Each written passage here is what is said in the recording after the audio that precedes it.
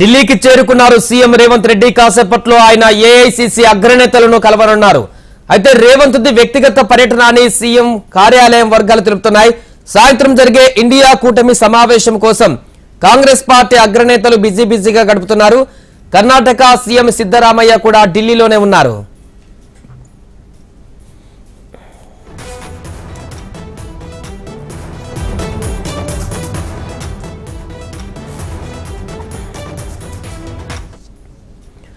ఢిల్లీకి చేరుకున్నారు సీఎం రేవంత్ రెడ్డి. కాసేపట్లో ఆయన ఏఐసీసీ అగ్రనేతలను కలవనున్నారు.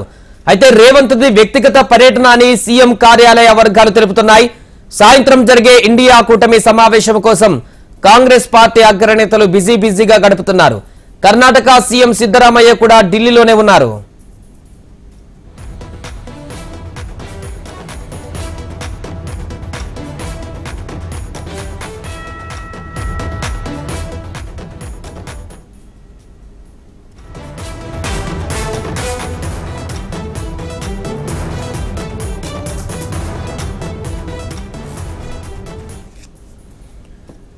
ఢిల్లీకి చేరుకున్నారు సీఎం రేవంత్ రెడ్డి. కాసేపట్లో ఆయన ఏఐసీసీ అగ్రనేతలను కలవనున్నారు.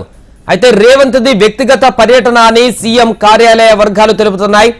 సాయంత్రం జరిగే ఇండియా కూటమి సమావేశం కోసం కాంగ్రెస్ పార్టీ అగ్రనేతలు బిజీగా గడుపుతున్నారు. కర్ణాటక సీఎం సిద్ధరామయ్య కూడా ఇప్పటికే ఢిల్లీకి వెళ్లారు.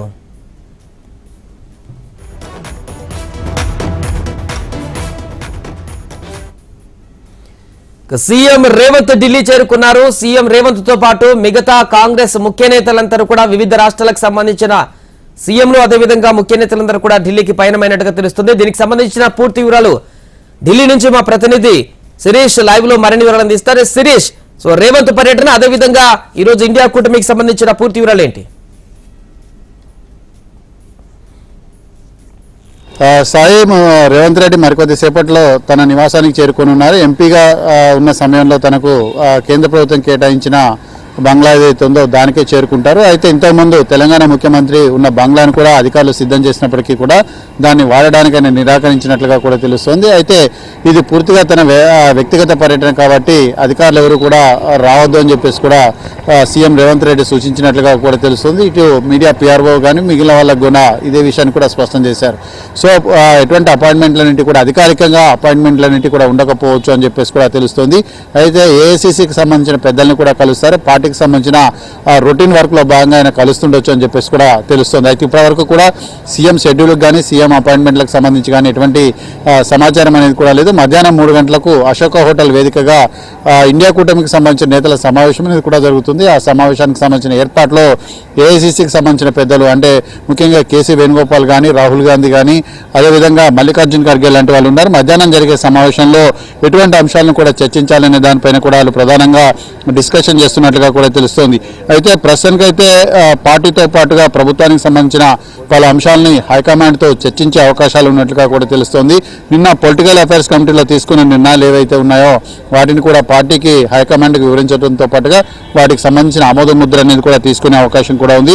అయితే నామినేటెడ్ పదవులు ఎమ్మెల్సీ ఎంపిక మంత్రివర్గంలో కొత్త వారికి స్థానంపై చర్చించే అవకాశాలు ఉన్నట్లుగా తెలుస్తున్నప్పటికీ కూడా సమయాభావ కారణంగా ఈ విషయాలను ఎంతవరకు చర్చిస్తారనేది కూడా చూడాలి. ఎందుకంటే 3 గంటల నుంచి సాయంత్రం 6 గంటల వరకు కూడా ఏఐసీసీకి సంబంధించిన పెద్దలందరూ కూడా ఇండియా కూటమికి సంబంధించిన సమావేశాల్లో బిజీగా ఉంటారు.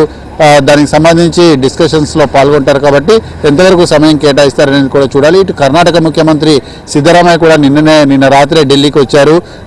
హిమాచల్ ప్రదేశ్ ముఖ్యమంత్రి సుక్కు కూడా ఢిల్లీకి చేరుకోవడం జరిగింది. అయితే బహుశా మధ్యాహ్నం జరిగే ఇండియా కూటమి సమావేశంలో ఈ కాంగ్రెస్ పాలిత రాష్ట్రాల ముఖ్యమంత్రులను కూడా ఆహ్వానించే అవకాశాలు ఉన్నట్లుగా కూడా తెలుస్తోంది. అయితే ముఖ్యంగా ఆ రాష్ట్రాలకు సంబంధించిన అంశాలు చర్చించడంతో పాటుగా ఎన్నికల్లో ముఖ్యంగా 5 రాష్ట్రాలకు సంబంధించిన ఎన్నికల ఫలితాలపైన కూడా ఇండియా కూటమి సమావేశంలో సమీక్ష జరిపే అవకాశాలు కూడా ఉన్నాయి. కొద్దిసేపటి క్రితం ఉద్ధవ్ ఠాక్రే వర్గం నుంచి ఒక స్టేట్మెంట్ అనేది కూడా రావడం జరిగింది. వచ్చామా తిన్నామా వెళ్ళిపోయామా అన్నది కాకుండా ఒక కీలకమైన నిర్ణయాలన్నింటి కూడా జరగాలి, అంటే ఒక ఫలప్రదమైన సమావేశం అనేది కూడా జరగాలని చెప్పేసి ఉద్ధవ్ ఠాక్రే వర్గం నుంచి కూడా ఒక స్టేట్మెంట్ అనేది కూడా రావడం జరిగింది. ఇప్పటి వరకు జరిగిన 3 సమావేశాలు ఎటువంటి ఫైనల్ కంక్లూజన్ కానీ డెసిషన్స్ అనేది కూడా తీసుకోలేదు. కాబట్టి ఈ రోజు జరిగే సమావేశంలో ముఖ్యంగా కూటమికి సంబంధించిన కోఆర్డినేటర్ కానీ లేకపోతే కన్వీనర్ కానీ ఎవరుంటారన్న విషయం అనేది తేల్చాలని చెప్పేసి కూడా ఉద్ధవ్ ఠాక్రే వర్గం ఇక్కడ స్పష్టం చేసినట్టుగా కూడా తెలుస్తోంది. దాంతోపాటుగా సీట్ల పంపకాలపైన కూడా తక్షణం చర్చ జరగాలి, నిర్ణయం కూడా తీసుకోవాలని చెప్పేసి కూడా ఉద్ధవ్ ఠాక్రే వర్గం కోరినట్లుగా తెలుస్తుంది. ఎందుకంటే మహారాష్ట్రలో ముఖ్యంగా 3 పొలిటికల్ పార్టీలు అనేవి కూడా ఉన్నాయి కాబట్టి ఏ రాజకీయ పార్టీ ఎన్ని స్థానాల్లో పోటీ చేస్తుంది అనే అంశం అనేది కూడా ఫైనల్ కంక్లూజన్కి రావాలి. దాని ద్వారా అభ్యర్థుల ఎంపిక కానీ లేకపోతే తదుపరి కార్యక్రమాలంటే కానీ చేపట్టడానికి ఆస్కారం అనేది కూడా ఉంటుంది. దీన్ని ఈ విధంగా సాగతీస్తూ పోతే దీనివల్ల అనేక సమస్యలంటే కూడా ఉత్పన్నమయ్యే అవకాశం ఉంది. ఎలాంటి సాగతీత ధోరణిని అవలంబించకుండా తక్షణమే వీటిపై నిర్ణయాలు తీసుకోవాలని చెప్పేసి కూడా కోరినట్లుగా కూడా తెలుస్తుంది. ఇటు మమతా బెనర్జీ ఇదే విషయాన్ని స్పష్టం చేస్తున్నారు, నితీష్ కుమార్ ఇదే విషయాన్ని స్పష్టం చేస్తున్నారు, కేజ్రీవాల్ ఇదే విషయం, అంటే ముఖ్యంగా ప్రాంతీయ పార్టీలకు సంబంధించిన నేతలందరూ కూడా కాంగ్రెస్ పార్టీని ఇదే ప్రధానంగా కోరుతున్నారు. కాబట్టి మరి కాంగ్రెస్ పార్టీ ఈ విషయంలో ఎటువంటి నిర్ణయం తీసుకుంటుంది అనేది కూడా చూడాలి. ఇటు మల్లికార్జున్ ఖర్గేతో కేసీ వేణుగోపాల్, రాహుల్ గాంధీ, సోనియా గాంధీ వీళ్ళందరూ కూడా సమావేశమయ్యారు. ముఖ్యంగా ఈ రోజు జరగబోయే సమావేశంలో ప్రాంతీయ పార్టీల నుంచి కూటమి పార్టీల నుంచి తీవ్రస్థాయిలో ఒత్తిడి అనేది కూడా ఉంటుంది. కాబట్టి వాళ్ళని ఏ విధంగా సముదాయించాలి, ఈ మీటింగ్ని ఏ విధంగా కండక్ట్ చేయాలనే దాని గురించి ప్రధానంగా డిస్కషన్ చేస్తున్నట్లుగా కూడా తెలుస్తోంది.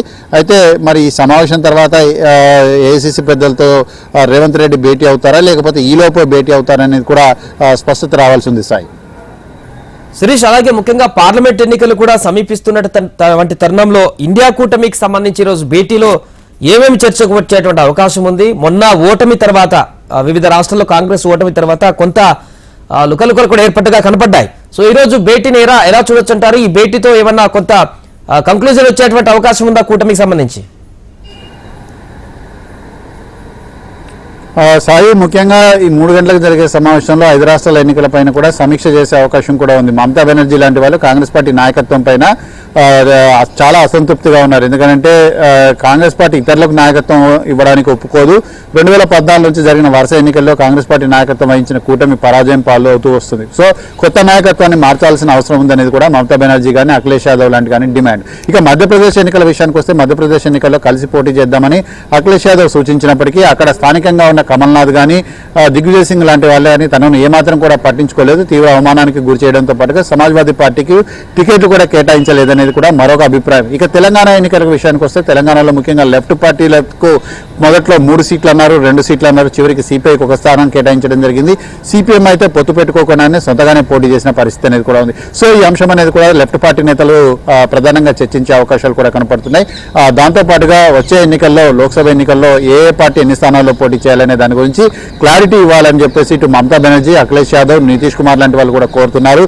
కాబట్టి ముఖ్యంగా బీహార్లో నితీష్ కుమార్ చాలా బలంగా ఉన్నారు కాబట్టి నితీష్ కుమార్, అదేవిధంగా ఆర్జేడీ బలంగా ఉంది కాబట్టి ఆ 2 పార్టీలు కూడా మెజార్టీ స్థానాల్లో పోటీ చేసే అవకాశం ఉంది. అక్కడ కాంగ్రెస్ పార్టీ ఎన్ని స్థానాల్లో పోటీ చేయాలి అనే దానిపైన ఆ 2 పార్టీలు డిసైడ్ చేసే అవకాశం ఉంది. ఇక పశ్చిమ బెంగాల్ విషయానికి వస్తే పశ్చిమ బెంగాల్లో తృణమూల్ కాంగ్రెస్ బలంగా ఉంది కాబట్టి అక్కడ ఎన్ని స్థానాలు కాంగ్రెస్ పార్టీకి కేటాయించాలనేది కూడా తృణమూల్ కాంగ్రెస్ నిర్ణయం తీసుకునే అవకాశం ఉంది. ఇక ఉత్తరప్రదేశ్ విషయానికి వస్తే ఉత్తరప్రదేశ్లో ప్రధాన ప్రతిపక్షంగా సమాజ్వాదీ పార్టీ కొనసాగుతుంది కాబట్టి అక్కడ కాంగ్రెస్ పార్టీకి ఎన్ని స్థానాలు ఇస్తారు అనేది కూడా సమాజ్వాదీ పార్టీ స్పష్టం చేసే అవకాశం ఉంది. కాంగ్రెస్ పార్టీ బలంగా ఉన్న కేరళ లాంటి చోట కానీ మిగిలిన రాష్ట్రాల్లో కానీ ఇతర పార్టీలకు ఎన్ని స్థానాలు కేటాయిస్తారనేది కూడా కాంగ్రెస్ పార్టీ స్పష్టం చేయాలి. ఇక్కడ ముఖ్యంగా 2 డిమాండ్లు చెప్తున్నారు. ఒకటి, కన్వీనర్ అనేది కోఆర్డినేటర్ అనేది ఏర్పాటు చేయాలి, కోఆర్డినేటర్ని ఎన్నుకోవాలి. రెండోది, సీట్ల పంపకంపై తక్షణమే చర్చ జరగాలి అనేది కూడా స్పష్టం చేస్తున్నారు. కాబట్టి ఈ రోజు సమావేశంలో రెండింటికి సంబంధించిన అంశాలపై క్లారిటీ వస్తుందా రాదా అనేది కూడా చూడాలి. ముఖ్యంగా ఇగోలన్నింటినీ కూడా పక్కన పెట్టి నిజంగానే మోడీని ఎదుర్కొనేందుకు వీళ్ళందరూ సిద్ధపడతారా లేదా అనేది కూడా సాయంత్రం లోపు తేలిపోతుంది. Sai, right, thank you Sirish.